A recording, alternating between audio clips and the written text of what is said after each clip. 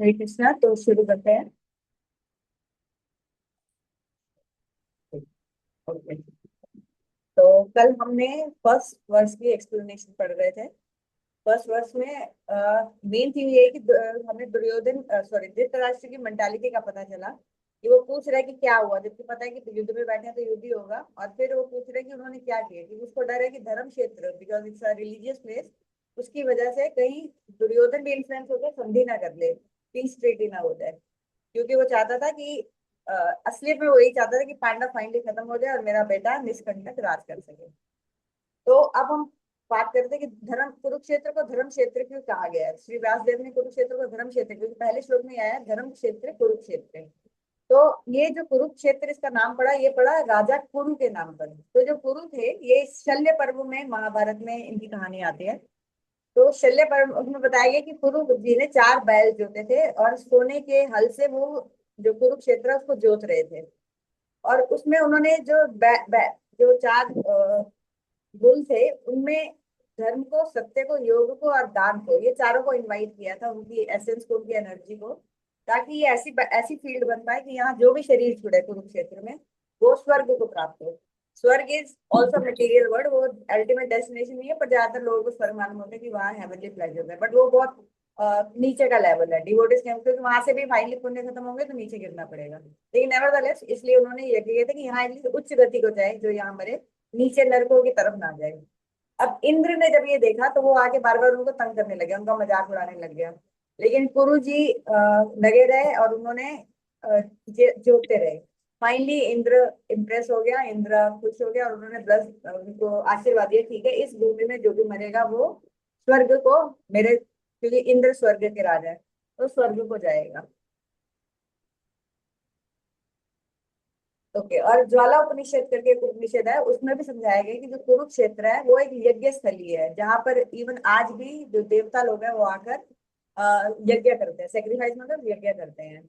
और इधर यज्ञ करने के बाद सिर्फ इंद्रलोक नहीं, इंद्रलोक से बहुत ऊपर ब्रह्मलोक है। ब्रह्मलोक सीमा है, बॉर्डर एरिया है स्पिरिचुअल वर्ल्ड और मटेरियल वर्ल्ड का। लॉर्ड ब्रह्मा जी भी आते तो मटेरियल वर्ल्ड में, ये भौतिक संसार यहाँ से मरना वापस, दोबारा बार बार जन्म मरण का चक्कर चलता रहता है, लेकिन वो बॉर्डर लाइन पे है। बस वहां खत्म होता है, एक रिवर आती है जिसे विराज रिवर बोलते हैं, और उसके बाद स्पिरिचुअल किंगडम शुरू हो जाता है। तो यहाँ पर यज्ञ करके सिर्फ इंद्र लोक नहीं, इवन ब्रह्म लोक तक प्राप्त किया जा सकता है। और इसमें बोला गया कि जो देवता थे और यहाँ पर उन्होंने बहुत सारे यज्ञ किए थे कुरुक्षेत्र में, इसलिए इस जगह का नाम देव यज्ञम भी पड़ गया। अब जो सरस्वती और दृष्टवती 2 रिवर्स हैं, उसके बीच के लैंड को कुरुक्षेत्र बोला जाता है। यहाँ पर मुदगल और पृथु महाराज, मुदगल ऋषि वो हैं जो हमारे मतलब मेरे ससुराल, मेरे जो होते हैं ना, क्या बोलते हैं उसको, गोत्र।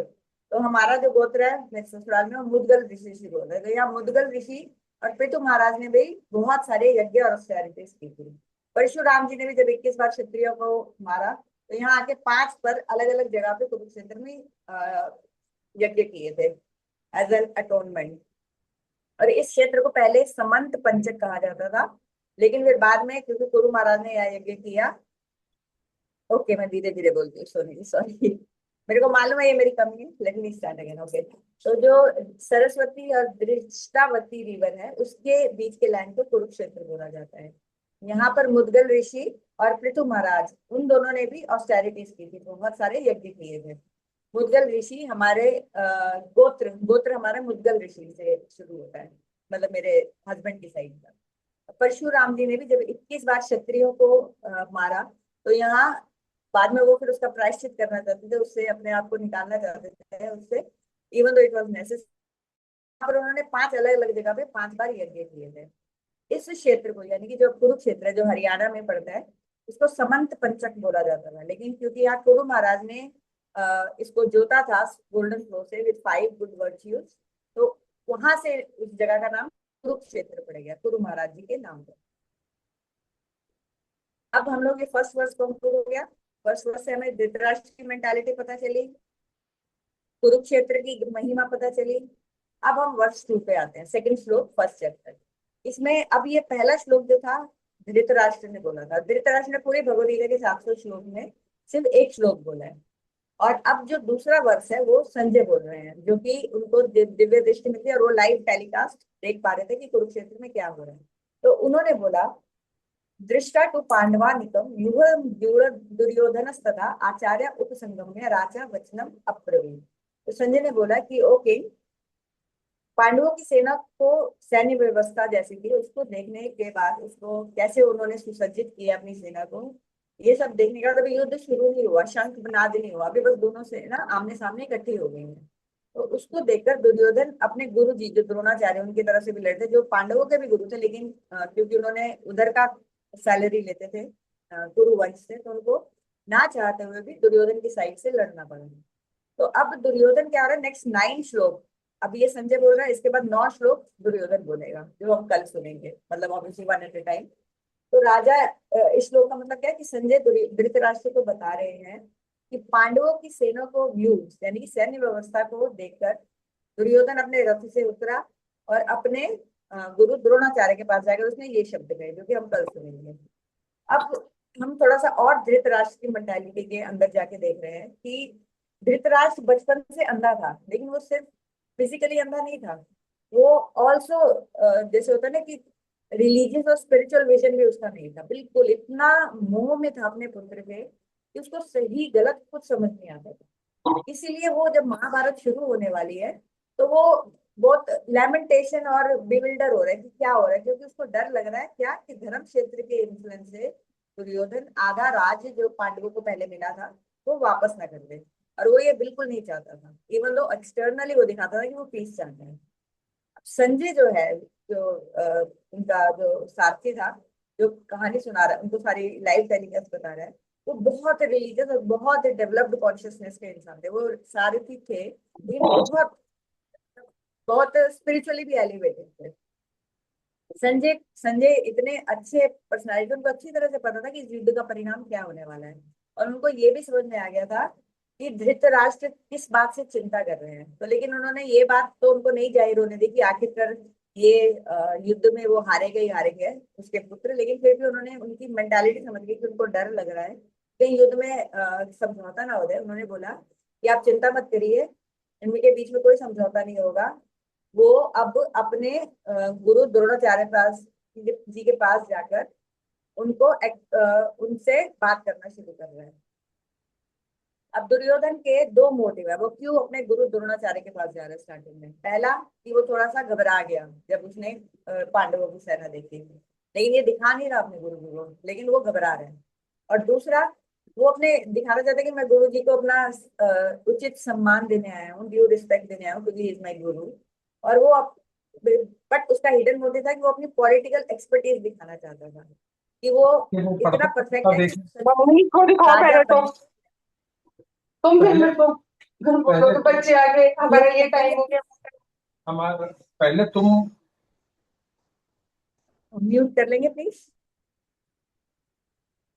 तो वो हर तरह से किंग बनने के लायक है। तो यहाँ पर उसकी डिप्लोमेटिक बिहेवियर से हमें पता भी चलता है कि दो पांडवों के विशाल और शक्तिशाली सेना देखकर वह भीतर से भयभीत हो गया। वह अपने गुरु को सम्मान दिखाकर अपनी राजनीति और चतुराई को भी प्रतिष्ठित करना चाहता था, कि वह दिखाना चाहता था कि वो राजा के बनने के योग्य है। अब 7 बज रहे, हम लोग कंक्लूड करेंगे, बस इसमें हम लोग दुर्योधन व्यू, क्योंकि इनमें ये 3 शब्द आए हैं इस श्लोक में, दुर्योधन व्यू और द्रोणाचार्य। तो दुर्योधन के बारे में थोड़ा जान लेते हैं। धृतराष्ट्र गांधारी के 100 पुत्र थे, उनमें से सबसे बड़ा कौन था? दुर्योधन था। और उसके पैदा होने के बाद बहुत सारे अपशकुन भी हुए थे, और जिससे विदुर जैसे महापुरुष जो थे, जो उनके चाचा जी लगते थे, उनको भय भी हुआ, क्योंकि उनको सिम्टम्स दिख रहे थे कि ये ओमन होते हैं ना कि ये अच्छा ग्रह नहीं है जिसमें ये पैदा हो रहा है। वो बहुत पापी था, क्रूर था, और कुरु वंश के लिए कलंक था। नामकरण के समय भी जो विद्वान ज्योतिष होते थे वो बच्चे का करेक्टर जन्म कुंडली से देखते थे, उसके हिसाब से उनका नाम देते थे। तो उनका नाम भी दुर्योधन रखा। दुर्योधन मतलब अच्छा नाम नहीं है, पॉजिटिव नहीं है, लेकिन उनकी कुंडली के हिसाब से यही नाम बनता है। तो अंत में श्री कृष्ण के संकेत पर भीम ने उनको फाइनली लास्ट में मार दिया था। अब जो यू वर्ड है, मतलब क्या होता है, शब्द रत्नावली में क्या गया है, समग्रस्य तु सैन्यस्य विन्यासः स्थान भेदतः सा व्यूह इति विख्यातो युद्धेषु पृथ्वी भुजाम। अर्थात जिस जब किसी कोई कुशल राजा, एक्सपर्ट राजा अपनी सेना को इस प्रकार विभिन्न स्थानों पर सजाता है कि चारों ओर से आने वाले शत्रु उसको तोड़ के अंदर ना आ जा पाए, तो उसको व्यूह कहते हैं, वो चक्रव्यूह हो सकता है, बड़े तरह के व्यूह होते हैं। और उद्देश्य ऑब्वियसली विजय प्राप्त करना होता है। अब जो द्रोणाचार्य है, जो गुरु जी की बात हुई है, उनके गुरु, तो वो भारद्वाज ऋषि के पुत्र थे। और द्रोण एक जल पात्र से उनका जन्म हुआ था, और इसलिए उनका नाम द्रोण पड़ा। उन्होंने पांडव और कौरव दोनों को सिखाया था, शास्त्र विद्या सिखाई थी, धनुर्विद्या, और अलग अलग शास्त्र सिखाए थे। और उनको भी भीष्म जी की तरह इच्छा मृत्यु का वरदान था, कि वो उनको भी कोई मार नहीं सकता था। बाल्यकाल में उनके जो गुरुकुल में ये द्रुपद के साथ पढ़ते थे। द्रुपद राजा था, द्रोण ब्राह्मण पुत्र थे। बहुत दोस्ती हो गई थी उनकी। लेकिन बाद में जब बड़े हुए और द्रोणाचार्य को थोड़ा फाइनेंशियल प्रॉब्लम हुई, वो द्रुपद के पास गए। तो लेकिन द्रुपद ने उनकी हेल्प करने से मना कर दी, तो ये भी उनके मन में दुश्मनी थी। और फाइनली उन्होंने अपने शिष्य को भेजकर द्रुपद को बंदी बनाकर लाया था। तो भीष्म पिता ने उनकी जब क्वालिफिकेशन देखी थी, इनिशियली जब वो ये इंद्रप्रस्थ आए थे, तो उनको उन्होंने गुरु नियुक्त कर दिया था शास्त्र विद्या के लिए, अपने सारे जो पोते वगैरह थे, पांडव और कौरव। और दुर्योधन ने भीष्म पितामह के बाद, भीष्म पिता ने शरीर छोड़ दिया, फिर उसने द्रोणाचार्य को सेनापति नियुक्त किया था। तो ये अब 7 बज गए हैं, तो ये अब आप यहाँ शेष करते हैं। और कोई क्वेश्चन हो तो आप पूछ सकते हैं, ग्रुप में भी मैसेज डाल सकते हैं, पर्सनली भी मैसेज कर सकते हैं, और फिर कर मिलेंगे। बहुत बहुत धन्यवाद आप सबका ज्वाइन करने के लिए। Thank you very much. Hare Krishna.